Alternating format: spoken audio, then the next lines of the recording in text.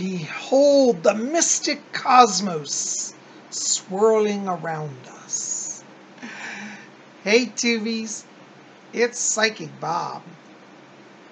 I'm here today looking at one of my treasured zodiac pendants. This is an old Aquarius pendant from the 1970s. It's made of bronze. It's just beautiful. There's the Aquarius pouring water on the front, and on the back it has the planets in their orbits around the sun, which I think is cool. And then on the outer edge, it's got the zodiac signs here on the edge, and then those are the planets. It's hard to kind of see here, but there's all the planets rotating. I think it's really cool. You know, I'm working on my astrology book today, so I've been thinking about the cosmos and the stars, and you know, it got me thinking about, you know, the UFO phenomena. And today is UFO Friday. And, you know, a lot of people have been writing to me over the last week and saying, Psychic Bob, tell us more about the UFOs. When are they coming? What are we going to do? Well, I think it's important questions. Those are important questions. And, you know, I think that one of the things that we have to think about, you know, is how do we prepare for disclosure? Now, those of us who are in the spiritual community, most of us don't have a problem saying, okay, we can accept there's life out there. And many of us have actually directly seen that life and encountered it. And so for those of us who kind of take it for granted, you know, we think, oh, well, you know, disclosure is going to come. By the way, for those of you who are new here, you don't know what disclosure is. Disclosure is the term that's used by the members of the UFO community to discuss the official release by the governments of the world that there are aliens visiting the earth. Many of us are in belief that the United States government and all of the governments of the world, to some degree, having knowledge and possibly interaction and collusion with alien races. Now, the government knowing it and keeping it secret is one thing, but the whole question comes up, what happens when that truth has to go public, or whether by choice or inadvertent, you know, accidental disclosure becomes public? What does that mean?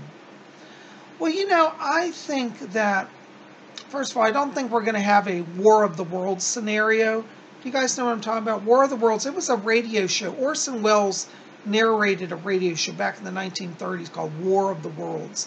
And the broadcast was so realistic because it was done like a news broadcast about an alien invasion that many people in the country in those days didn't know that it was entertainment. And there was literally, in some parts of America, literally riots in the street. Some people committed suicide. There was a big drama over that radio show.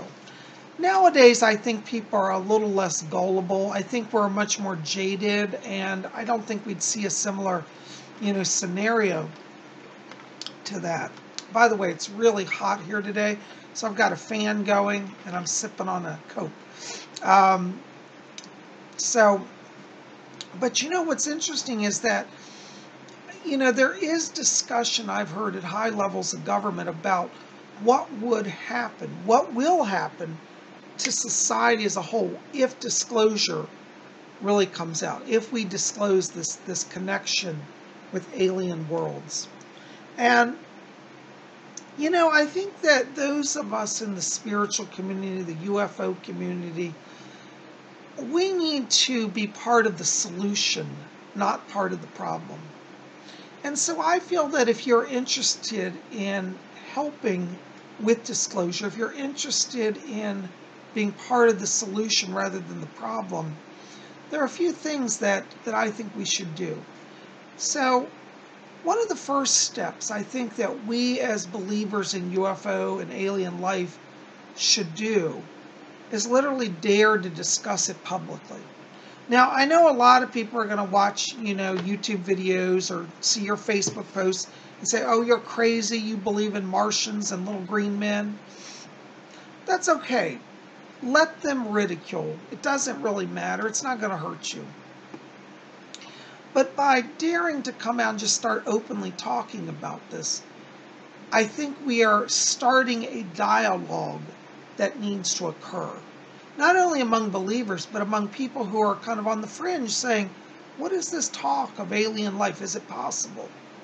And I think that if we start with just having conversation, putting out videos, just sharing our thoughts, writing blogs, sharing our thoughts, we begin to participate in dialogue.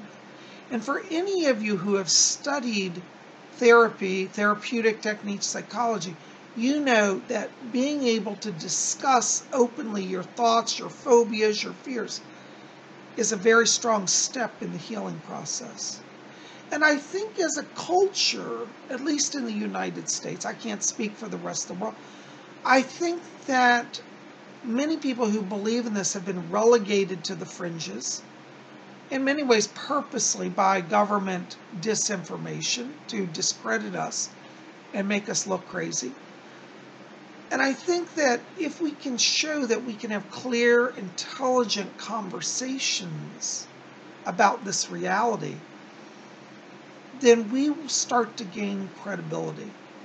I would not suggest you put on tinfoil hats and run out in the street and chant to the UFOs. That's not what we want to do. But we want to sit down and have a logical discussion. We want to look at the facts. What are the facts? What are the claims? And if we can start that discussion, I really think that we are opening doors that will allow this to come about. The other thing I think that each of us, particularly those of us who are UFO enthusiasts, need to really do is we ourselves need to get educated. Unfortunately, within the UFO community, there is a lot of hyperbole, myth, made up stories, and we need to sort through the junk and get to the facts. There are many factual evidences of UFO activity that have been recorded and documented and verified by very high-level sources. We need to investigate those sources. Let's look at what the Pentagon has put out. Let's study it. Let's look at what the CIA has released. Let's study it. Let's look at testimonies of high-ranking military personnel who they themselves claim to have been witness to this phenomena. These are, I believe, verifiable accounts that will lend credibility to our arguments and also steer us away from the tinfoil hat people. We want to be able to be factual in our arguments. For example, many people have actually filmed UFO activity, and the films have been analyzed and codified by actual photography experts as being valid phenomena. We want to get those films and study them. I think we need to be educated about the truth of what's really there and what has been verified as true phenomena, rather than just made-up hoaxes. I think that we need to be educated and study the interviews of all of the people who truly have had these experiences. So I think, as I said, the first step is going to be starting a dialogue. I think the second step is to really dig into the educational aspect, and we ourselves become more educated. We should never think that we know it all or that we're experts. None of us are. Even psychics are not experts in UFO phenomena. And so becoming educated, again, strengthens our arguments, gives validity to our statements.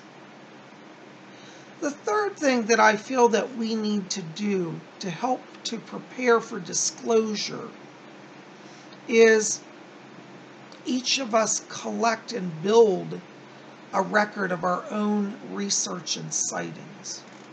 I can tell you I have seen myself paranormal, or I should say, well, it's not paranormal, UFO phenomena. Well, I've seen paranormal phenomena, but that's another subject. For example, I've actually gone out and seen UFOs.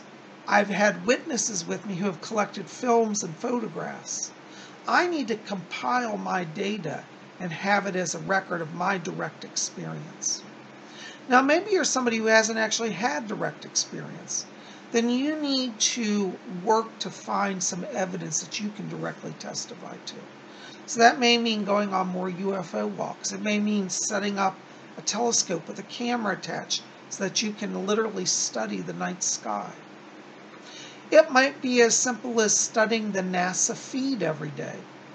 You know, Secure Team 10, which I think is an excellent UFO channel, a lot of times takes clips from NASA's very own space station feed that clearly shows abnormal phenomena, which I do believe in many cases is actual UFO phenomena and signs of alien life. So all of us want to start to build our own collection of data and evidence. It's good that we know stuff, but we need to also have tangible stuff that we can show people. See, I believe that the time is coming that when the disclosure happens, those of us who are the believers and are in the know, so to speak, we're going to become very vital. The reason is that many people in the world will not be ready to accept this. But when credible people who have done the work, the research, the study, and had valid experiences come forth, we will be believed. They will say, you're a person just like me, and you really can validate this. Is this real? And we can say, yes, we've been studying it for a number of years. We've compiled evidence. We've got documentation. We've got photographs and films.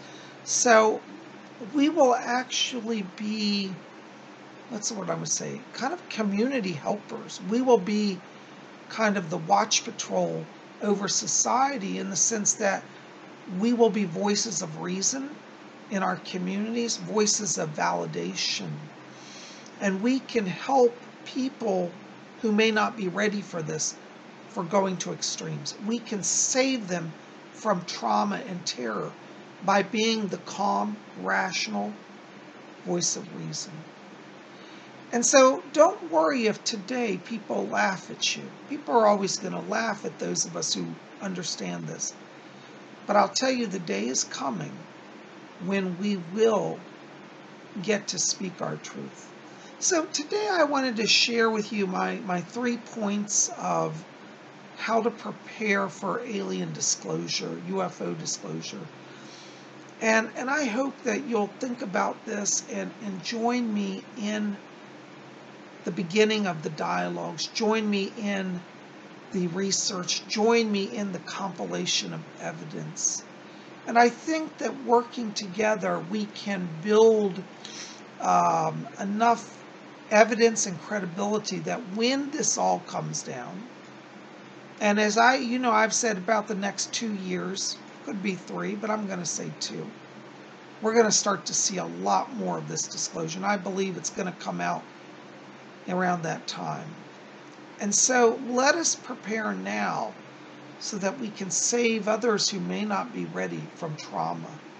Because we don't want to recreate the War of the Worlds scenario from the 1930s.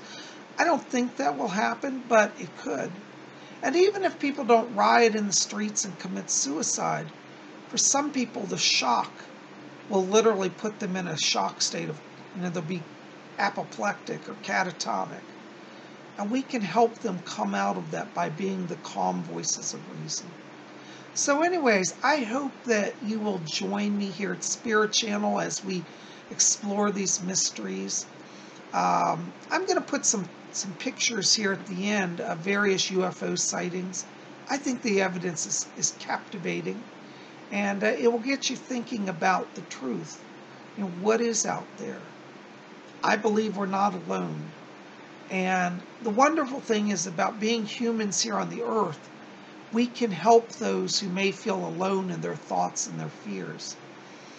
And so disclosure doesn't have to be a time of terror. It can be a time of fascination and enlightenment. But we need to prepare for that so that we can help others move through it. I said back in 2011, end of 2011, a lot of people wrote to me and said, oh my God, it's 2012 is coming, it's the end of the world. And they wrote me letters, Bob, are we all going to die? Is a UFO going to take us all up?